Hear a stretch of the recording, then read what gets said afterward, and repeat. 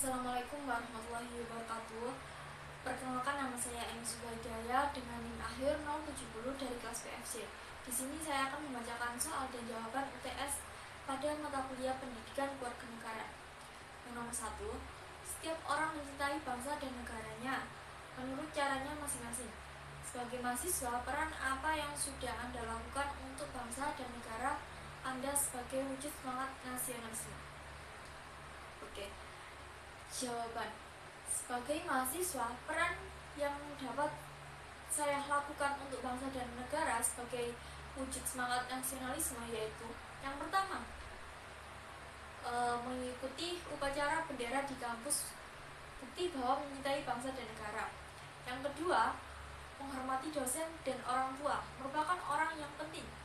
Yang ketiga, mempelajari bahasa dan budaya daerah untuk mengetahui banyak tentang bangsa dan negara, seperti membaca buku sejarah, menonton film yang bertema sejarah dan perjuangan, atau mengunjungi festival budaya. Yang keempat, menggunakan produk dalam negeri, merupakan cara menghargai para pengusaha dalam negeri, seperti menggunakan produk karya anak bangsa seperti baju, tas, alas kaki, atau aplikasi-aplikasi digital yang karya anak bangsa. Untuk yang kelima, mengikuti pelajaran pendidikan Pancasila dan kewarganegaraan di kampus, merupakan cara untuk memahami lebih banyak tentang bangsa dan negara. Untuk pertanyaan yang nomor 2, syarat terbentuknya negara adalah mempunyai wilayah, rakyat, dan pemerintah yang berdaulat. Namun, meskipun syarat tersebut telah terpenuhi, suatu negara memerlukan syarat tambahan, yaitu adanya pengakuan dari negara, baik de facto maupun de jure. Coba jelaskan. A. Apa yang dimaksud dengan berdaulat itu? B. Apa fungsinya pengakuan negara lain bagi suatu negara? Untuk yang pertanyaan yang A, saya jawab berdaulat, yaitu merujuk pada keadaan sebuah negara yang memiliki sistem pemerintahan yang berdaulat, yang berarti pemerintahannya berpusat pada hukum dan adil dan tidak tergantung pada kekuatan militer ataupun kekuasaan kepada pihak lain. Yang B, pengakuan negara lain bagi suatu negara berfungsi sebagai tindakan terhadap negara tersebut oleh negara lain. Jika suatu negara memiliki pengakuan de facto dari negara lain, berarti negara lain telah mengakui keberadaan dan kekuasaan negara tersebut sebagai praktis. Jika negara memiliki pengakuan de jure, berarti negara lain telah mengakui keberadaan dan kekuasaan negara tersebut secara hukum. Pengakuan negara lain dapat membantu suatu negara dalam memperjelas posisi dan kekuasaannya terhadap negara lain, serta membantu dalam mengatur hubungan internasionalnya. Untuk pertanyaan yang nomor 3, siapa yang berwenang membuat konstitusi di suatu negara, dan apabila konstitusi tersebut tidak sesuai dengan kondisi masyarakat, bagaimana cara memperbaikinya? Jawaban: yang berwenang membuat konstitusi yaitu Mahkamah Konstitusi.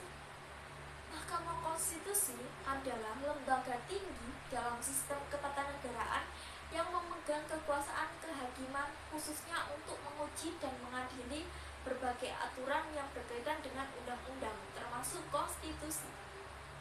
Dan jika konstitusi tersebut tidak sesuai dengan kondisi masyarakat, cara memperbaikinya meliputi berbagai langkah yang dapat dilakukan oleh pemerintah, masyarakat, dan lembaga-lembaga terkait. Yang pertama, pendidikan dan penyuluhan. Pemerintah mengadakan program pendidikan dan penyuluhan kepada masyarakat mengenai masalah-masalah sosial yang ada. Program ini bertujuan untuk meningkatkan pengetahuan dan kesadaran masyarakat tentang masalah sosial serta bagaimana cara mengatasi masalah sosial yang ada. Yang kedua, partisipasi dalam program-program pemerintah. Masyarakat dapat berpartisipasi dalam program-program yang diselenggarakan oleh pemerintah. Dengan berpartisipasi, masyarakat dapat memberikan kontribusi nyata dalam penanggulangan masalah sosial. Yang ketiga, gotong royong. Gotong royong juga dapat diterapkan dalam penanggulangan masalah sosial. Dengan kerjasama dan saling membantu, masalah sosial dapat diatasi dengan lebih baik. Untuk pertanyaan yang nomor 4, John F. Kennedy pernah mengatakan, jangan tanyakan apa yang negara berikan kepadamu, tapi tanyakan apa yang kamu berikan kepada negaramu. Kalimat ini sebenarnya bagus jika dikaitkan dengan semangat nasionalisme. Namun, apabila berhubungan dengan hak dan kewajiban, tentu akan aneh apabila warga negara hanya memberikan kewajiban tanpa menuntut haknya. Menurut Anda, bagaimana konsep yang benar dalam memahami hak dan kewajiban dalam hubungan antara negara dan warga negara? Jawabannya yaitu, konsep yang benar dalam memahami hak dan kewajiban dalam hubungan antara negara dan warga negara adalah hak kewajiban terpisah dan perasingan. Warga negara memiliki hak-hak diperlukan untuk hidup dan berkebangsaan, seperti hak kehidupan, hak kebebasan, hak keadilan, dan hak kewajiban. Hak kewajiban warga negara terhadap negara meliputi pendidikan, pengabdian, dan pengadilan. Warga negara juga memiliki hak-hak meliputi kebebasan beragama, kebebasan politik, kebebasan pergerakan, dan kebebasan ekonomi. Negara juga memiliki kewajiban terhadap warga negara, seperti memastikan keamanan, keadilan, dan kesejahteraan masyarakat. Negara juga memiliki kewajiban untuk menjamin hak-hak warga negara, seperti hak kehidupan, hak kebebasan, hak keadilan, dan hak kewajiban. Untuk pertanyaan yang nomor 5, agar penegakan hukum bisa berjalan optimal, kita tidak bisa hanya mengandalkan aparat saja. Jika memerlukan adanya peran serta masyarakat dalam menegakkan hukum, namun di berbagai tempat masih banyak kita jumpai masyarakat yang belum sadar hukum.